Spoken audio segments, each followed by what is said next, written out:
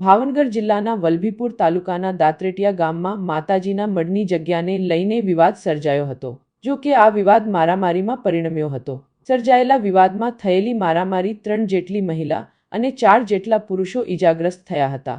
જેથી બનેલા બનાવને લઈને વલભીપુર પોલીસ સ્ટેશનમાં સુરેશભાઈ મેર, જિગ્નેશભાઈ મેર, સંજયભાઈ મેર, વિજયભાઈ ધરજીયા અને રામદેવભાઈ નામના શખ્સો વિરુદ્ધ ફરિયાદ નોંધાવવામાં આવી છે।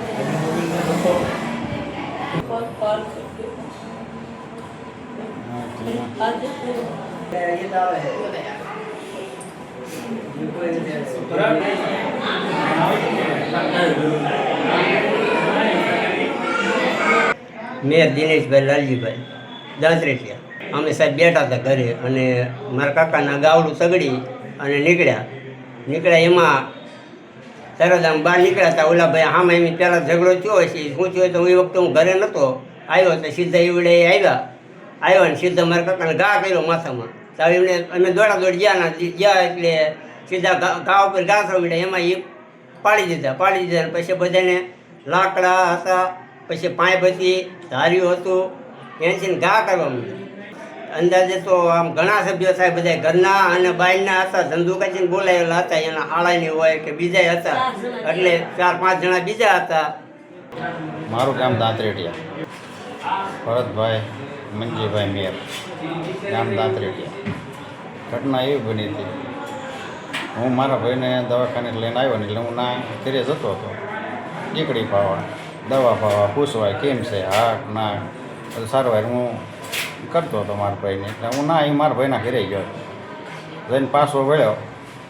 એ લોકોએ શું કર્યું મને કાંઈ ખબર ન પડી, દોટા આવ્યા એટલે હું પાછો વળું થાય મેં કીધું ઢોરું આવે છે, એ આવી સીધા મારવા જ મીડિયા મને। એટલે પહેલું ધારિયાને ઘા કર્યો એટલે મેં આડો હાથ દીધો, માથે ધારિયાને ઘા આવ્યો એટલે હું પડી ગયા પછી મને બહુ માર્યો બધા, પાઇપોના ઘા ને લોકડા।